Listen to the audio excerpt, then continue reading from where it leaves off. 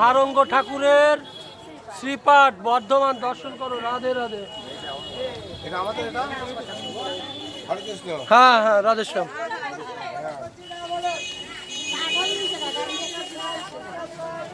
এটা সিদ্ধপুকুর আর সারঙ্গ মোরাই ঠাকুর দর্শন করো। এটা গোপীনাথ দেখবেন বসে যাবে। রাধেশ্যাম রাধেশ্যাম। হ্যাঁ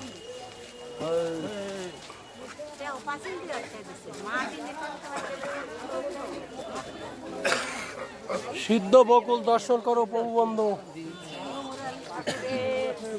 সিদ্ধ বকুল গাছ দর্শন করো।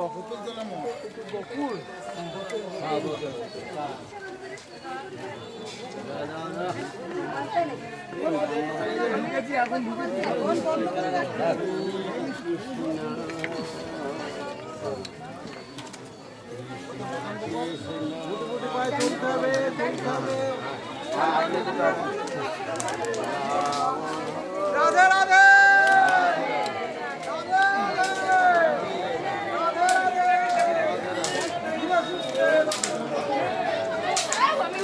দেখি রাধে রাধে রাধে রাধে। ভগবান শ্রীকৃষ্ণ ভক্ত গরুর জি কি, ভগবান শ্রীকৃষ্ণ ভক্ত গরুর জি কি, ভগবান শ্রীকৃষ্ণ ভক্ত গরুর জি কি। রাধে রাধে।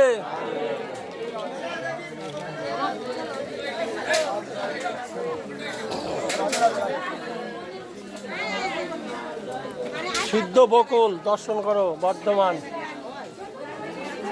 সারঙ্গ মুরারি ঠাকুরের শ্রীপাঠ বকুল গাছ দর্শন করো। রাধে রাধে।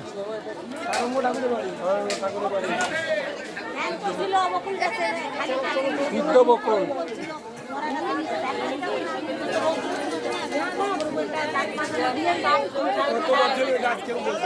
বহু গাছ, কম করে 500 বছর।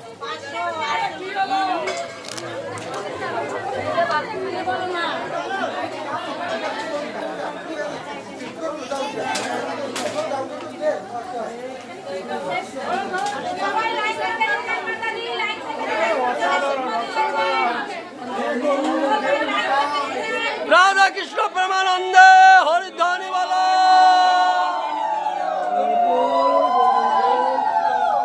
গোপীনাথ কি জয়। রাধে। আমি তো রাধে 2 হাত দিয়ে ধরেছি, কি করবো বল। রাধে ভিডিও চালাও। রাধে ধাক্কা ধাক্কাতে আমি চলে যাবো না এখন, আমি বাইরে যা করে দিচ্ছি। চলো এখানে ধাক্কা। হ্যাঁ আমি তুলছি তুলছি। দাও দাও দাও। রাধে ধরো। এদিকে ধরে এদিক ধরে ভক্তের ঠাকুরটা একটু তুলে দিলে ধরো। ঠাকুরটা তুলে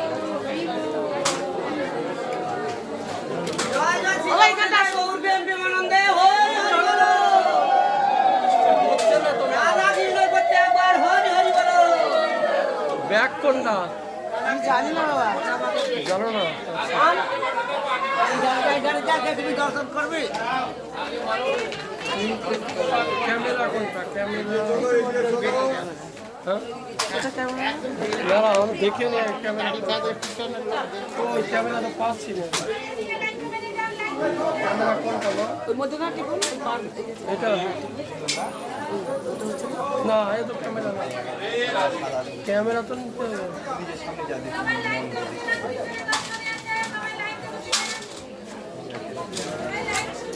না রে মা, তো ক্যামেরা পাচ্ছি না।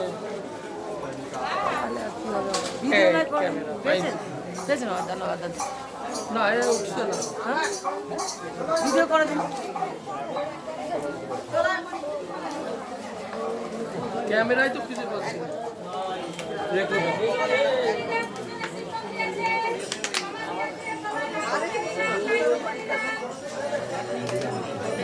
আসছে না।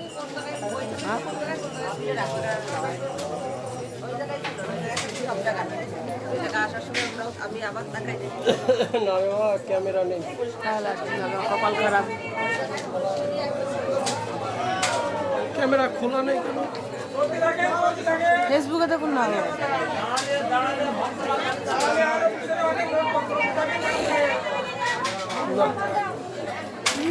আসছে না। চলুন তাহলে আর কি। চেষ্টা করছি তো। এই যে বাবা দেন না তো তুলে, আপনি জানেন না কি তুলে দেন না। উনি পাচ্ছে না, উনি পাচ্ছে না বলছে ক্যামেরা আসছে না। না খুলে দিয়েছি। লক হলো। ক্যামেরা খুলে দাও। লক খুলে দিয়েছি, লক খুলে দিয়েছি, খুলে দিয়েছি লক।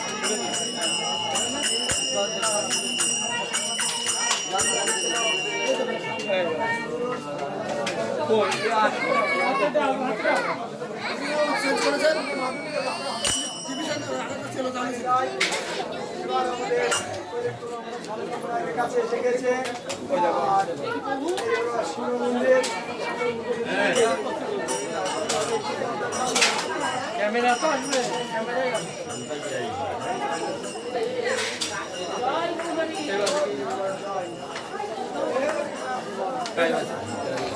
দেন বাবা বাবা।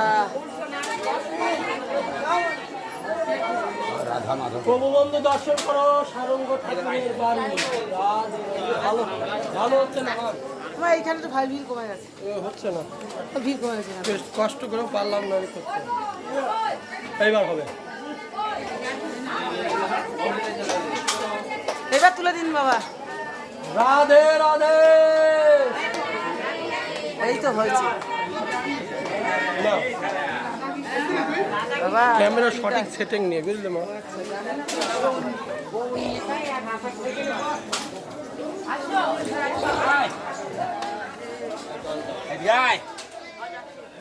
সারঙ্গ ঠাকুরের শ্রীপাঠ দর্শন করলে প্রভু বন্ধু ভক্তের ঢল নেমেছে। দেখো শিব মন্দির সামনে।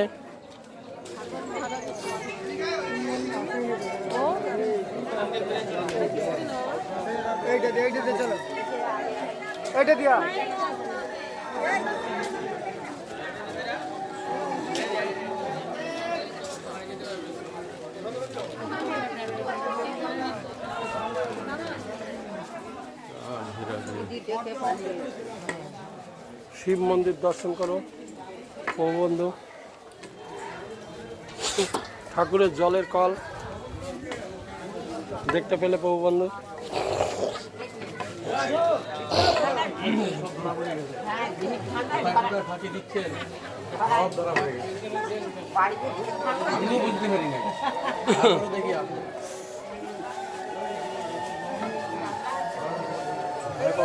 হরে কৃষ্ণ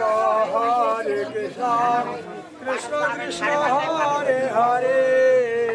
শ্রীপাদ নিত্যানন্দ প্রভুর পোষ্যপুত্র সারঙ্গ ঠাকুরের বাড়ি দর্শন করো। দর্শন করুন। হরে কৃষ্ণ গিরি গোবর্ধন দর্শন করো। কৃষ্ণ কৃষ্ণ হরে সারঙ্গ ঠাকুরের বাড়িতে গিরি গোবর্ধন দর্শন করো। দর্শন করলে প্রভু বন্ধু রাধে রাধে। জয় গিরিধারী। হরে কৃষ্ণ সমস্ত তীর্থকে নিয়ে এসছে, গিরিধরকে এখানে নিয়ে এসছে আমার গৌর সুন্দর দর্শন করো। রাধে রাধে।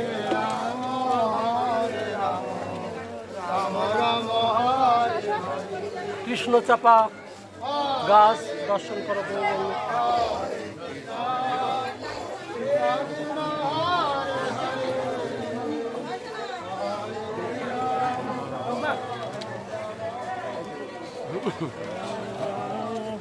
গিরিধর পরিক্রমা করছে দর্শন করো প্রভু বন্ধু। এই যে গাছে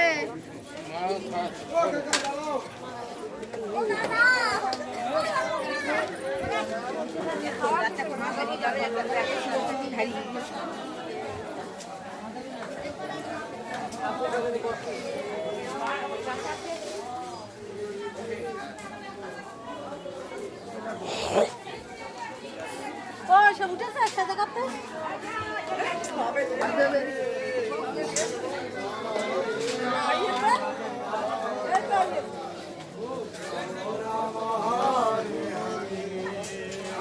হরে কৃষ্ণ হরে কৃষ্ণ। চলে যাবো। কৃষ্ণ কৃষ্ণ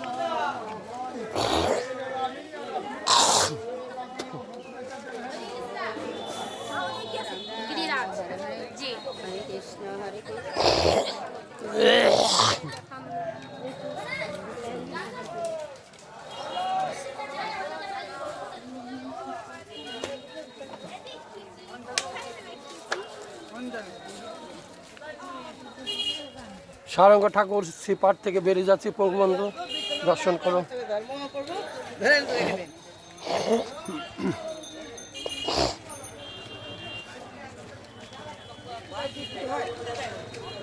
নিত্যানন্দর কৃপা ধন্য সারঙ্গ মুরারি ঠাকুর। এই সেই সারঙ্গ মুরারি ঠাকুর। রাধেশ্যাম রাধেশ্যাম।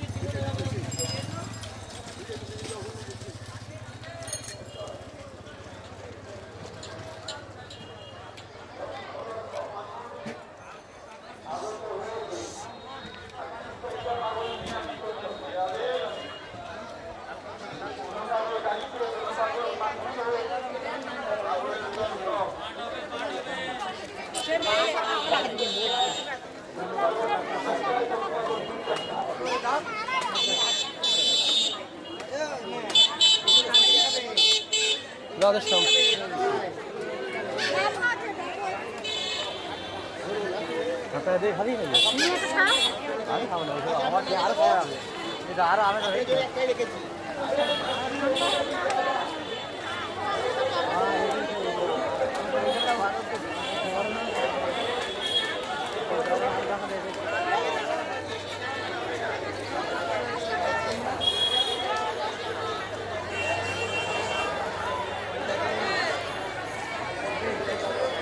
সারঙ্গ মুরারি শ্রীপাদ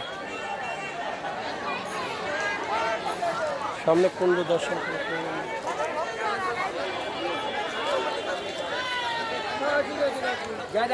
রাধেশ্যাম রাধেশ্যাম চলো।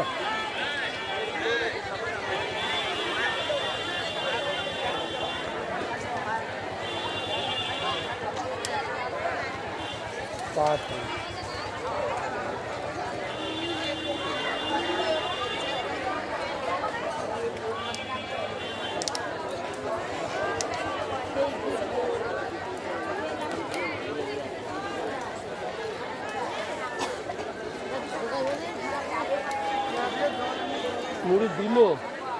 মুড়ি দিল না কিনে নিয়ে এসছো?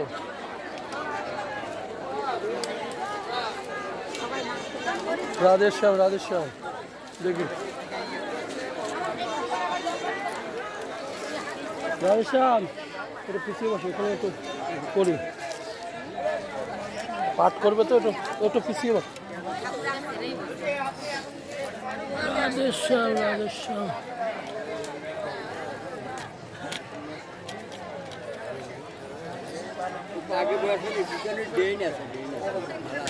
ট্রেন আছে, নালা আছে, বাবা সামনে বসে, একটু সামনে বসে, এটা ট্রেন আছে।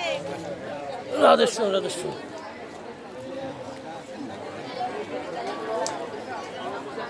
রাধেশ্যাম রাধেশ্যাম রাধেশ্যাম রাধেশ্যাম। রাধেশ্যাম একটু এগিয়ে বসো, রাখবো তো এই জন্য ভিডিও করবো। একটু আরেকটু এগিয়ে বসো।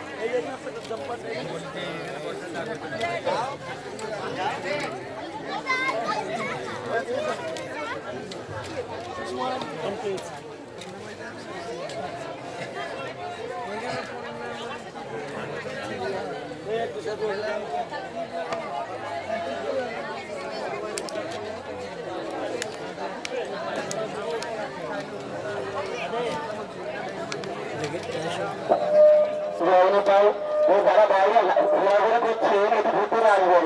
রাস্তাটাকে ক্লিয়ার করুন, গাড়ি ঘোড়া যেতে একটু সুবিধা করে দেন। তাই সবাইকে বলা হচ্ছে যে রাস্তাটাকে ক্লিয়ার করে রাখুন, গাড়ি ঘোড়া যেতে সুবিধা হবে। এই জায়গাতে এটা প্রমাণের ভিতরে ঢুকে আসুন। জয় নেতার জয় গুরু।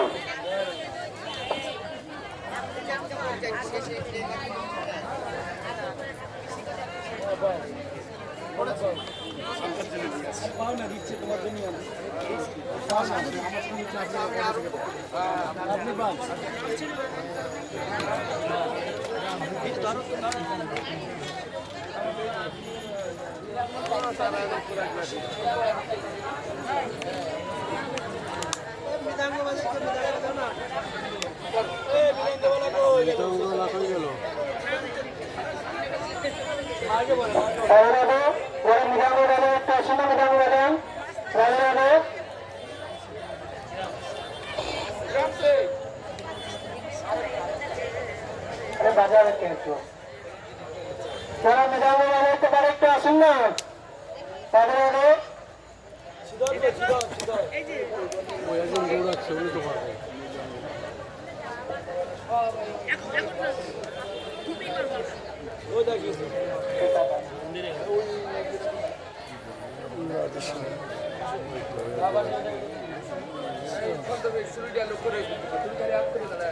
কাকা এসে বাজার মেধাবী বাজার এটাই গৌর সীতানাথ প্রণামী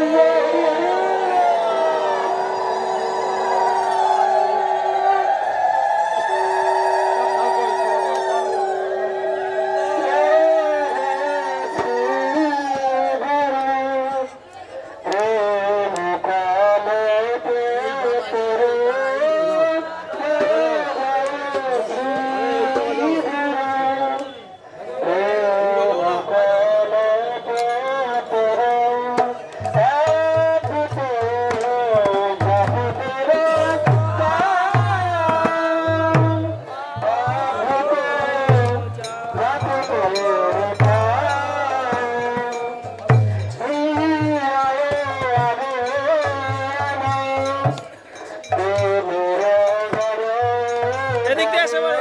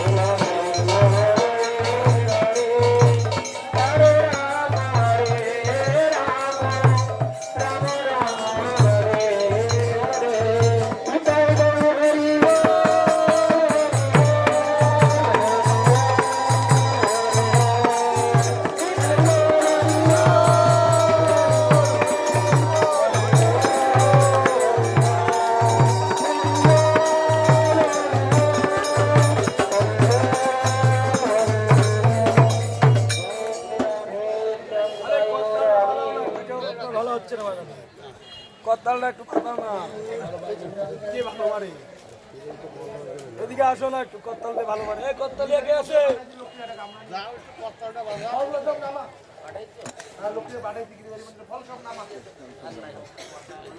আচ্ছা শোনো মাথায় উল্টে বলবা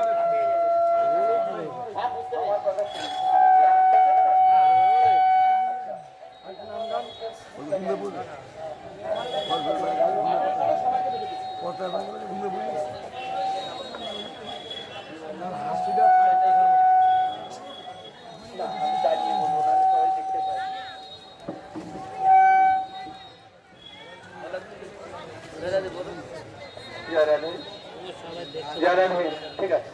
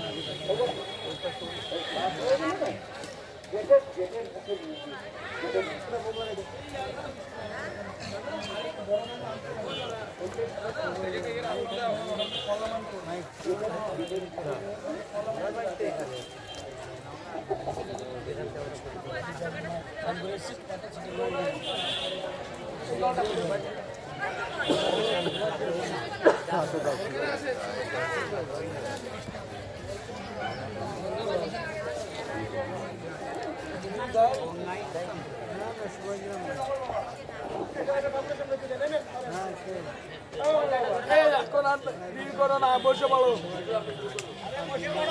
বসতে বলে দাও না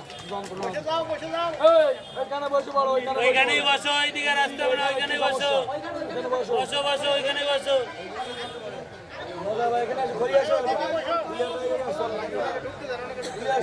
কত্তালে কে আছে কত্তালে একজন চলে আসে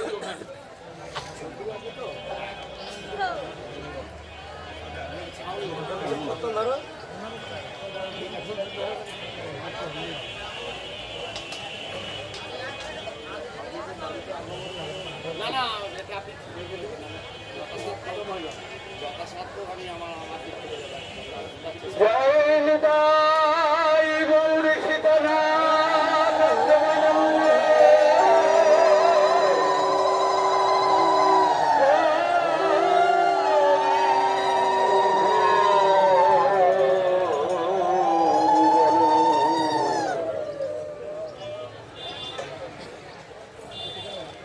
চলে গৌরচন্দ্রায়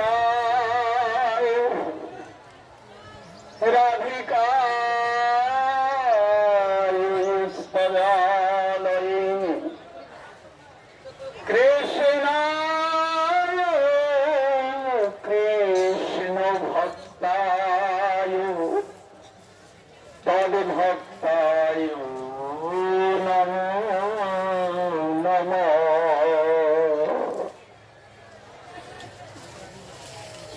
আচ্ছা, এখানে যারা আছো, যারা এখানে বেচাকিনি করতে এসেছে, তাদেরকে দয়া করে রাস্তায় চলে যেতে বলো। এখানে এখানে বেচাকিনি করতে আমরা ঢুকিনি। ওরা একটু দেখো, যারা এখানে বেচাকিনি করতে এসেছে তারা রাস্তায় বাইরে রাস্তায় চলে যাবে। এটা এখন বেচাকিনির জায়গা নয়। জয় নিতাই গৌর হরিবোল।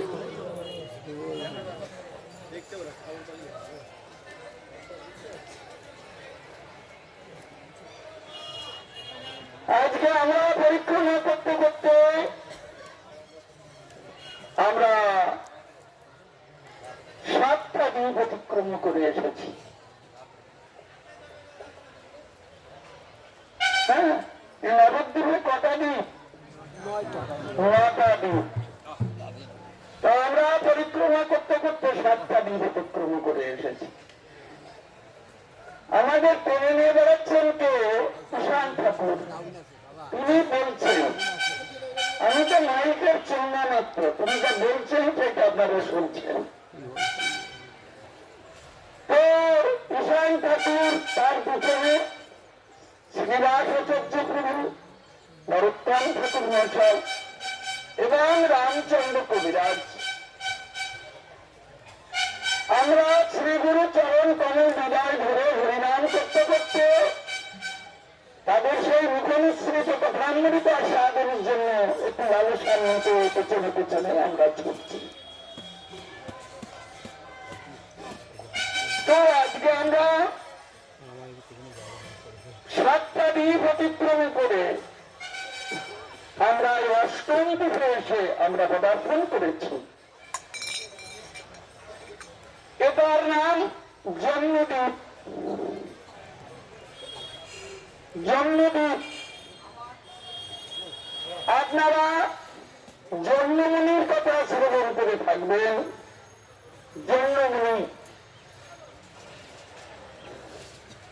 জন্মমুনি বহু পরীক্ষা করেছেন, বহু জায়গায় জন্মমুনি তিনি কুঠিয়া করে করে পরীক্ষা করেছেন। কিন্তু পরীক্ষা করলে কি হয়? সাধনার যিনি ইষ্ট বস্তু তাকে তিনি দর্শন লাভ করতে পারেননি। এখন তপস্যা করা কি? তপস্যা করা শাস্ত্র অধ্যয়ন করা, শাস্ত্র একটু জানতে হবে। হ্যাঁ, শাস্ত্র অধ্যয়ন করা।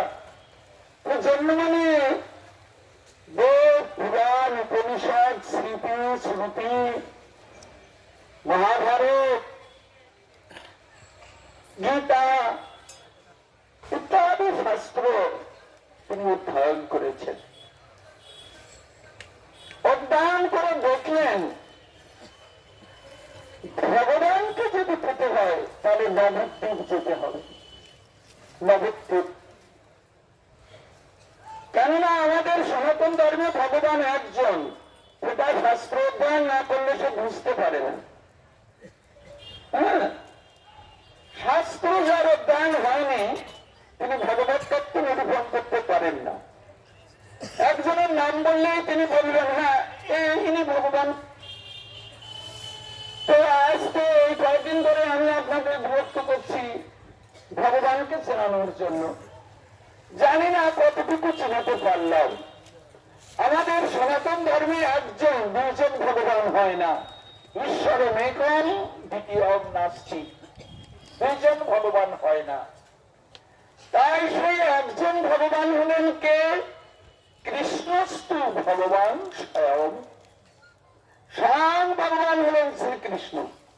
আর যত ভগবানের নাম শুনছেন চাংশ কলা, ভগবানের এক একটা অংশ, এক এক অংশ। স্বয়ং ভগবান শ্রীকৃষ্ণ হলেন গোলকাধিপতি। ভগবানের অংশ কলা যারা, তাদেরকে অবতার বলা হয়। অবতার হলেন বৈকুণ্ঠ বিহারী। এই অবতাররাও গোলকে যেতে পারেন না। তাহলে গোলকে থাকেন কে? ভগবান শ্রীকৃষ্ণ। কেমন? এইবার জন্মমুনি পুরাণাদি শাস্ত্র পাঠ করে দেখলেন ভগবান জগতের বুকে নামছেন। তো আমি যদি এই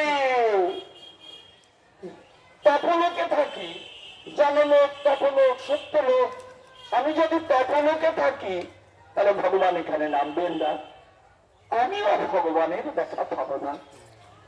সেই ভগবান গোলক থেকে নেমে এসেছেন, যিনি স্বয়ং ভগবান। একটু আগে বললাম, দেখুন ভগবানের অবতাররা বৈকুণ্ঠ বিহার। আচ্ছা, গোলকে থাকেন আমাদের সনাতন ধর্মে একজন ভগবান, তিনি গোলকে থাকেন, তার নাম কৃষ্ণ। কেমন? দেখুন, যাদের বুদ্ধি আছে তারা বুঝতে পারবেন। এইবার ভগবান যখন গোলক থেকে ভুলোকে নামছেন, সেখানে ব্রহ্মাণ্ড পুরাণে বর্ণিত আছে, গোলকঞ্চ পরিত্যজ্য লোকানাং ত্রাণকারণাৎ কলৌ গৌরাঙ্গ রূপেণ লীলাবন্য বিগ্রহ। গোলক ধাম পরিত্যাগ করে জগতের বুকে নামছেন। গোলকঞ্চ পরিত্যজ্য কেন নামছেন? লোকানাং ত্রাণকারণাৎ, সমস্ত মানুষকে পরিত্রাণ করবার জন্য, সমস্ত মানুষকে। এই জন্য আজকে ব্রাহ্মণ থেকে চন্ডাল পর্যন্ত কারোর ভয় নেই। ভগবান কোন জাত হিসাবে তাকে বেছে বেছে কৃপা করবার জন্য আসেননি, তিনি সমস্ত লোককে পরিত্রাণ করবার জন্য এসেছেন। লোকানাং ত্রাণকারণাৎ, তিনি কলিযুগে নামছেন কি রূপে? গোলকিত থাকেন কৃষ্ণ। তিনি বলছেন গোলকঞ্চ পরিত্যজ্য লোকানাং ত্রাণকারণাৎ কলৌ গৌরাঙ্গ রূপেণ লীলাবন্য বিগ্রহ। তিনি এবার কৃষ্ণ হয়ে নামছেন না, তিনি এবার গৌরাঙ্গ হয়ে নামছেন, গৌরাঙ্গ স্বরূপে। হ্যাঁ, এই জন্য গৌরাঙ্গ রূপে না, শুধু নামটা গৌরাঙ্গ নয়, রূপটাও তার গৌরাঙ্গ, তাই তো নাম হয়েছে গৌরাঙ্গ। কলৌ গৌরাঙ্গ রূপেণ লীলাবন্য বিগ্রহ। তিনি এই নবদ্বীপে নেমে তিনি কোথায় নামছেন সেটা জন্মমুনি ধরে ফেললেন। ঋষিপাদ নারদকে পরিষ্কার বলেছেন, ঋষিপাদ নারদ কলৌ সংকীর্তনারম্ভে ভবিষ্যামি শচীসুত সর্বদ্বীপী সংস্থায় নবদ্বীপে জনাশ্রয়। আমি নবদ্বীপে গিয়ে নামবো এবার এই কলিযুগে। কলৌ মানে কলিযুগে, নবদ্বীপে। তাহলে মোটামুটি ঠিকানাটা পাওয়া গেল। হ্যাঁ, জন্মমুনি তখন চিন্তা করলেন, সেই তপলোক পরিত্যাগ করে জন্মমুনি নেমে এলেন এই নদীয়ায়। হ্যাঁ, বুঝতে পারছেন নদীয়ার মহিমাটা? বুঝতে পারছেন? বুঝতে পারছেন না? হ্যাঁ, যারা ছাগল পোষেন তারা একটু ভালো করে বুঝবেন। হ্যাঁ, যারা মূর্তি পোষেন তারা একটু ভালো করে বুঝবেন। কোথায় আপনি আজ এসেছেন, আর বাড়ি গিয়ে আপনি কি করবেন, কি করছেন, এটা মাথার মধ্যে যেন ভালো করে ঢুকে যায়। একটু চিন্তা ভাবনা করবেন। নবদ্বীপে এসেছেন আপনি, যেখানে মুনি, ঋষি, তপি, যোগী, ধ্যানী, জ্ঞানী, এমনকি ভগবানের অবতার পর্যন্ত নেমে আসে এই নদীয়ার মাছ পূর্ণিমাকে। চিন্তা করুন এই নদীয়ার কথা। সেই নদীয়ায় আমরা হরিনাম করে কীর্তন করে চলেছি। আমাদের যেন কোনো পরিবর্তন হয়। তো আমরা এসেছি এই জন্মমুনির তপবনে। এখন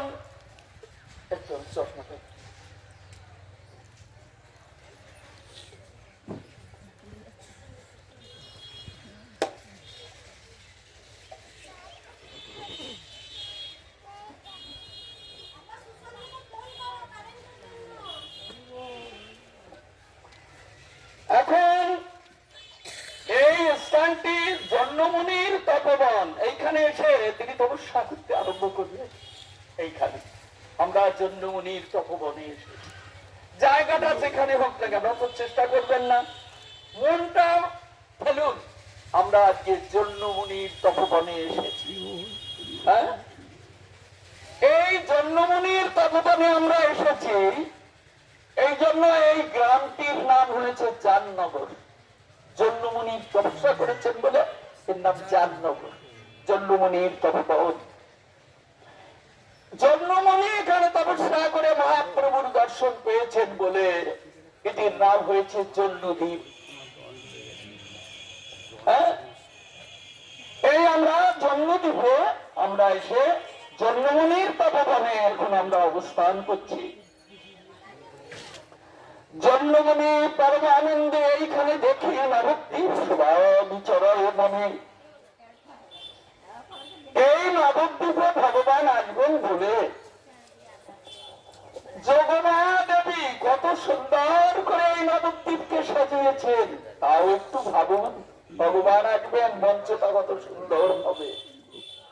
তা আবার যে সে সাজায়নি, সাজিয়েছেন যোগমায়া। মহাপ্রভু আসবেন বলে তার অন্তরঙ্গা শক্তি যোগমায়া সে সুন্দর করে সাজিয়েছে এই মধুর নবদ্বীপ।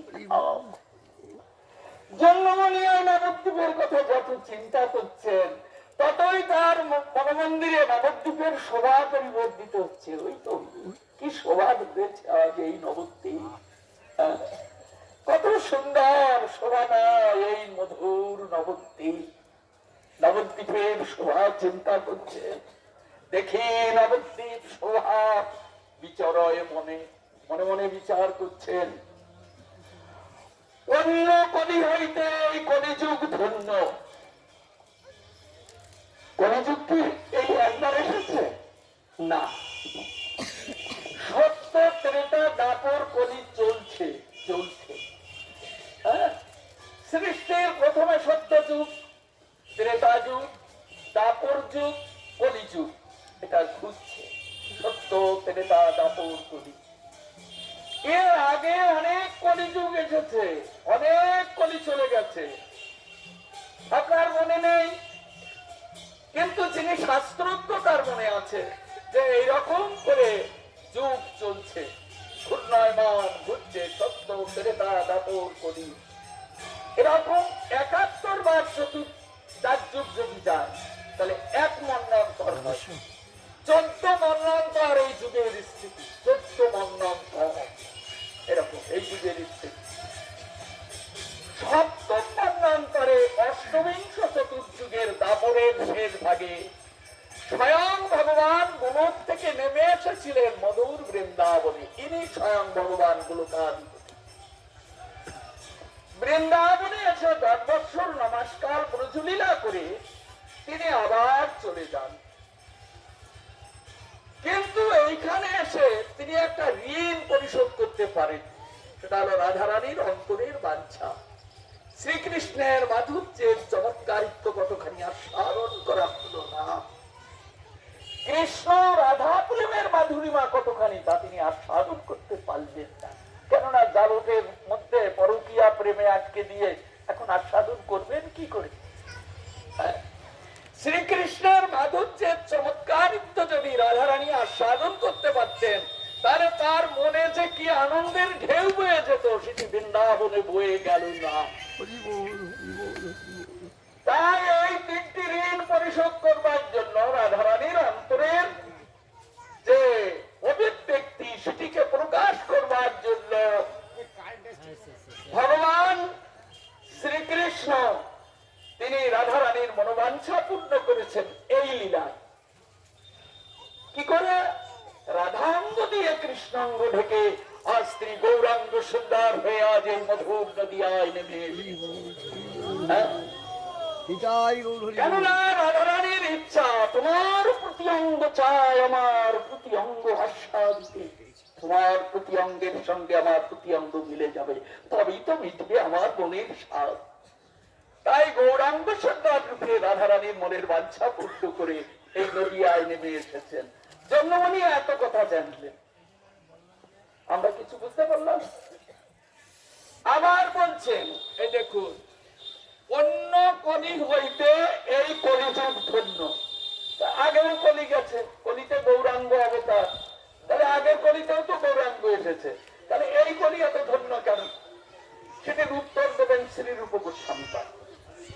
হ্যাঁ, অনর্পিত চরিং চিরাত করুণায় অবতীর্ণ কলু সমাপন্ত উন্নতোজ্জ্বল রসাং স্বভক্তি শ্রেয়ম হরে পুরাট সুন্দর দতি কদম্ব সন্দেহিত সদা হৃদয় কন্দর স্ফুরত বর্ষচিনন্দন। আজকে যে গৌর এসেছে, গৌর অন্য কলিতে আসেনি। কেননা এই কলিতে যে গৌর এসেছে, ভালো করে বুঝুন, এই কলিতে যে গৌর এসেছে, অন্য কলিতে যে গৌর এসেছে, সে গৌর ছিল যুগে অবতার। যুগে যুগে আসবে নারায়ণ, রাম, কৃষ্ণ, গৌরাঙ্গ, চার যুগের অবতার, তারা ছিলেন যুগ অবতার। কিন্তু আজকে এই কলিতে যে গৌর এসেছে, তিনি স্বয়ং ভগবান, যিনি গোলক থেকে নামেন না। সেই ভগবান আজ কলিযুগে এই কলিতে আমাদের ভাগ্যাকাশে আজ সমস্ত ব্রহ্মাণ্ডকে পরিত্যাগ করে এই শ্রীধাম নদিয়ায়, এই মধুর নদিয়ায় তিনি এসে উদয় হয়েছে। তাই জন্মমনের আনন্দের আর সীমা নেই। হ্যাঁ, তিনি সেই তপলোক পরিত্যাগ করে আজ তিনি এই মাটির পৃথিবীতে নেমে এসে নরতন ধারণ করে খোঁজ করছেন, এইখানে কি আসবে আমার সেই গৌরাঙ্গ সুন্দর? এইখানে আসবে? তিনি ভ্রমণ করতে করতে করতে করতে এই তপবনটা দেখতে পেলেন। এই তপবনে এসে দেখছেন বিচিত্র বিচিত্র বৃক্ষরাজি মাথা তুলে দাঁড়িয়ে আছে। মনে হয় আমার প্রভুর অপেক্ষায় তারা দাঁড়িয়ে আছে। কত কত ফুলের বাগান, কত কত ফুল মাথায় করে নিয়ে গৌর চরণে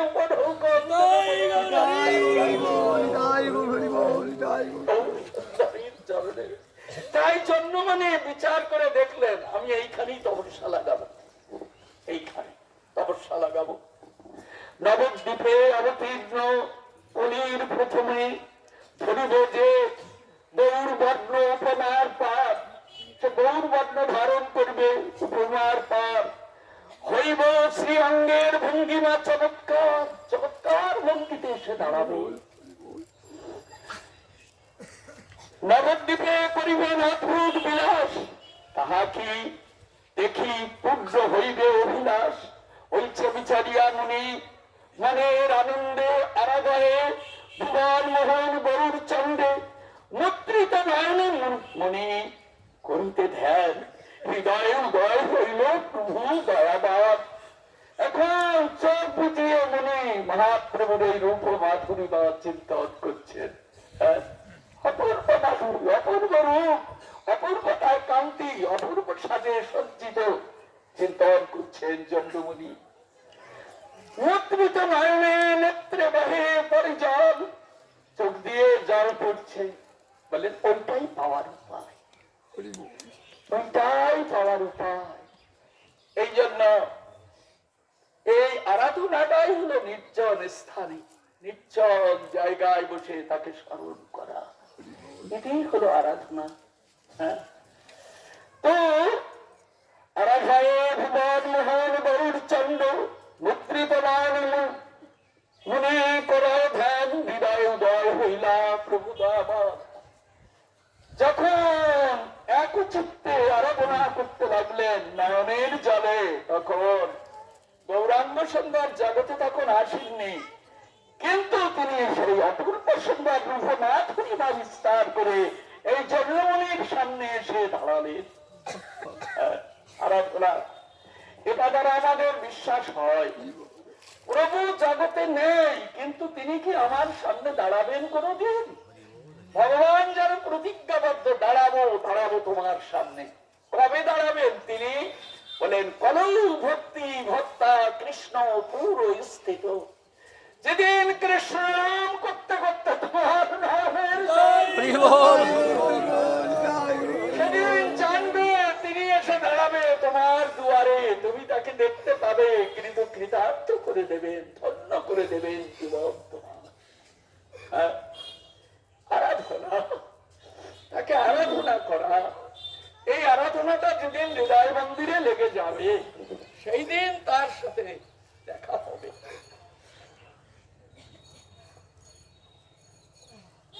জন্য মনে এই প্রকার আরাধনা করে মহাপ্রভু সাক্ষাৎ প্রকট হলেন। হৃদয় উদয় হইলা প্রভু দয়াবান। কিন্তু মহাপ্রভুকে দেখতে দেখতে আবার দেখলেন শ্যামল সুন্দর মূরতি ত্রিভুবন মোহে। এখন দেখলেন বউ বর্ণ নেই, উনিকে পরিচয় দিচ্ছেন, চেনাচ্ছেন। কাকে দেখলেন? হ্যাঁ, চেনাচ্ছেন। কিরকম পরিচয় দিচ্ছেন দেখুন।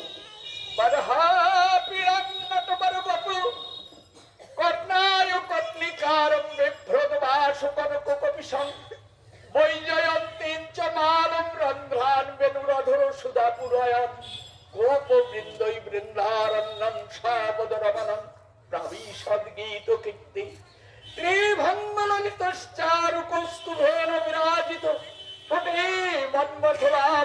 হরিচন্দন চর্চিত চিদানন্দ ঘন বিগ্রহ মধুর মুরলীধারী আবিবেশ ভক্তানাং হৃদয়ান্নমলাঞ্চ। আগে মহাপ্রভুর রূপ দর্শন করেছে, এবার দেখছেন মাথায় ময়ূরের পুচ্ছযুক্ত ক্রীট করে শ্যামল সুন্দর মূরতিতে দাঁড়ালো। তার দুই কর্ণে কুন্তল দুলছে, গলায় বৈজয়ন্তীর মালা, পীতবাস পরিহিত, হাতে বলয়, চরণে নূপুর, বিভিন্ন অঙ্গে বিচিত্র বেশ তিনি ধারণ করে ত্রিভঙ্গ ঠামে যমুনার তীরে কদম্ব বৃক্ষ তলে দাঁড়িয়ে বাঁশি বাজাচ্ছে। এই অপূর্ব সুন্দর মূর্তি, শ্যামল সুন্দর মূর্তি ত্রিভুবন মোহে। ত্রিভঙ্গ ভঙ্গিমা শিরে শিখি পুচ্ছ সোহে, করাবলম্বন বংশীবায় মন্দ মন্দ, ছলমল করে সুচারু মুখে চন্দ্র। ওইছে দেখি দেখে তারে সন্ন্যাসী নবী। এইবার সেই শ্যাম সুন্দর মূর্তি দেখতে দেখতে দেখে এক নবীন সন্ন্যাসী দাঁড়ালো সেইখানে। সামনে এক নবীন সন্ন্যাসী, সন্ন্যাসী নবীন, হাতে দণ্ড এবং প্রমণ্ডল, ঝলমল করে সুচারু মুখ চন্দ্র। ওইছে দেখে তার সন্ন্যাসী নবীন, পরিধেয় অরুণ কৌপিন বহির্বাস, অরুণ রঙে পীত রঙের বহির্বাস পড়া, অঙ্গতে যিনি কোটি সূর্যের প্রকাশ। ওইছে নিরখিয়া মনে নারী স্থির হইতে, নেত্র মেলিতেই তো উদয় সাক্ষাতে। চোখ খুলে এইসব ধ্যান করতে করতে আবার চোখ খুলে দেখে, হ্যাঁ, সন্ন্যাস স্বরূপে দাঁড়িয়ে আছে। সুচারু চাচর কেশে মাথায় ভুবন, ঝলমল করে নারাঙ্গের ভূষণ, জগৎ করায় আলো রূপের ছটায়। স্বর্ণাদি মলিন সে উপমা নহে তার, অঙ্গভঙ্গি কোটি কন্দর্পের দর্পণ আসে। দেখি মুনি হইলেন বিহ্বল উল্লাসে, দেখিয়া মনের চেষ্টা প্রভু গৌর হরি। করিল মুনিরে স্থির অনুগ্রহ করি, মনে মহানন্দে পড়ি প্রভু পদতলে। করিলেন সিক্ত পাদ পদ্ম নেত্র জলে, করিয়া অনেক স্তুতি, রহিয়া সম্মুখে সমর্পিল নেত্রোদয় প্রভুর শ্রীমুখে। প্রভুর মুখের দিকে তাকাতে লাগলো, কি অপূর্ব রূপ! তিনটি স্বরূপ দেখলো। একটা নবদ্বীপ স্বরূপে মহাপ্রভু, একটা রাধা কৃষ্ণ যুগল কিশোর দর্শন করলো, আর একটা সন্ন্যাস স্বরূপে মহাপ্রভুকে দর্শন করল। তিনটি স্বরূপ এইখানে দর্শন করলো জন্মমণি। জন্মমণি দর্শন করে দেখে আত্মহারা হয়ে প্রভুর মুখের দিকে তাকাচ্ছে। এখন নয়নে নয়ন পড়ে গেল। প্রভু ওর দিকে তাকালে, জন্মমণিও তার দিকে তাকালে, দুইজনের নয়নে নয়ন পড়ে গেল। সর্বমনোহর সিদ্ধি মহাপ্রভু তখন বলছেন, প্রভু আলিঙ্গন করি কহে বারবার, জন্মমণিকে প্রভু জড়িয়ে ধরেছে জন্মময়ীকে জড়িয়ে ধরেছেন আর বারবার বলছেন, সর্বমনোরথ সিদ্ধি হইবে তোমার, মানে সর্বমনোরথ তোমার সিদ্ধি হবে। সব যা মনে মনে এতদিন চিন্তা করেছ, আরে মনে ঋষিরা কি আজ এক যুগ তপস্যা করছেন, যুগ যুগ তপস্যা করছেন, কিন্তু মনকে স্থির করতে পারছেন না, আর গতাগতিও যাচ্ছে না। তাই মহাপ্রভু আজ এই নদিয়ায় এনে তার মনোবাঞ্ছা পূর্ণ করে বলছেন, সর্বমনোরথ পূর্ণ হবে তোমার। বলছে কত কহি প্রভু অন্তর্ধান হইলা, প্রভুর ইচ্ছায় মনে ধৈর্য অবলম্বিলা।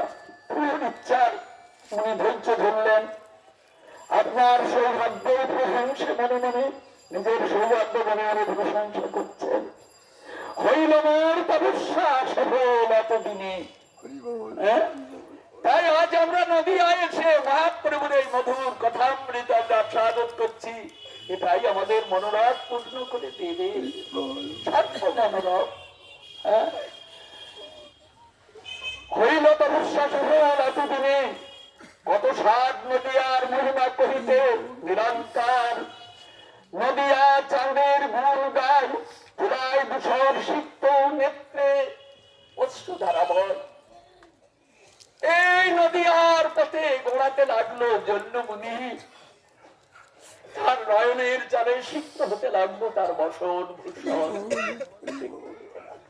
কি দেখলাম আমি, কি অবতার তিনি সাক্ষাৎ করলেন। জন্মমুনি মহানন্দে রহে এইখানে, এই তপবনে জন্মমুনি থেকে গেলেন। এখান থেকে আমি আর যাব না, যতদিন পর্যন্ত এ দেহে প্রাণ থাকবে এই স্থানই আমি থাকবো। এর থেকে ভালো স্থান এই জগতে আর নেই।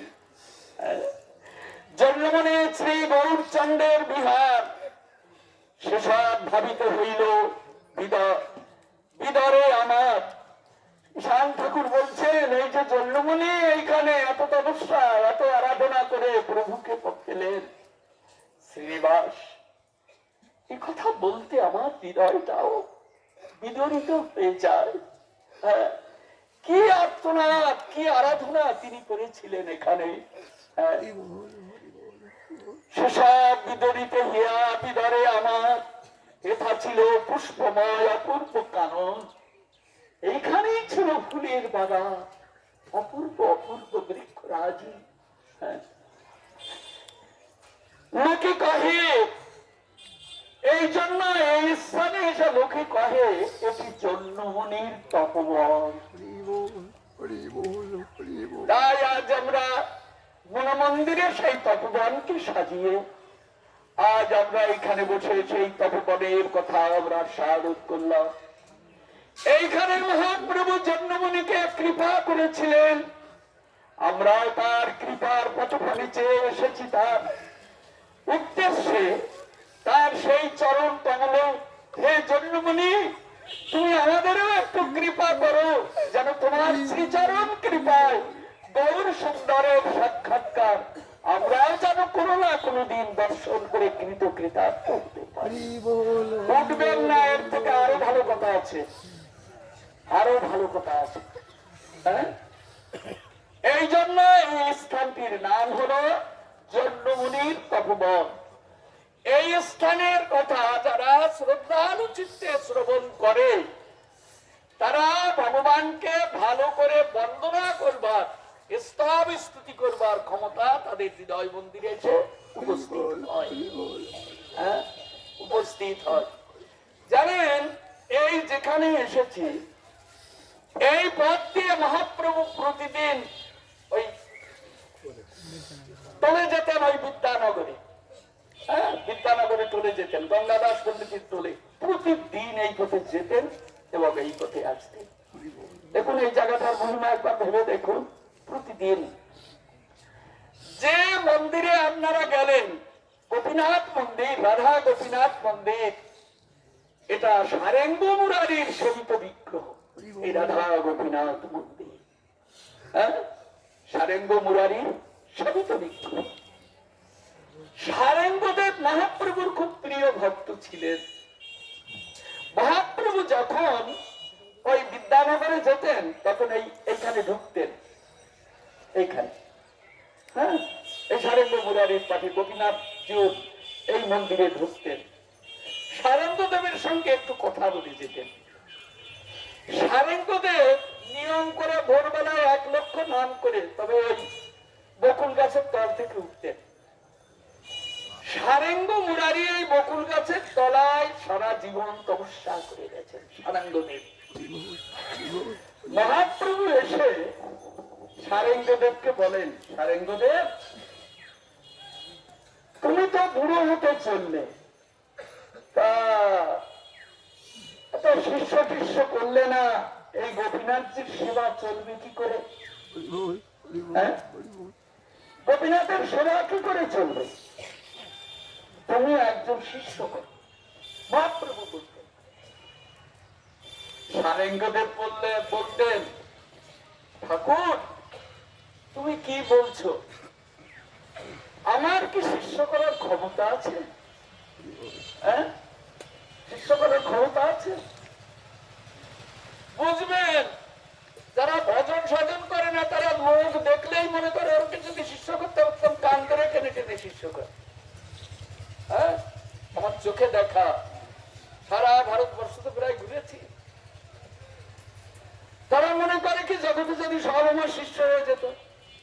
আর যারা একনিষ্ঠ চিত্তে ভগবানকে ভজন করছেন তারা মহাপ্রভু এসে ভাবছেন, সারেঙ্গদেব একজন শিষ্য করো।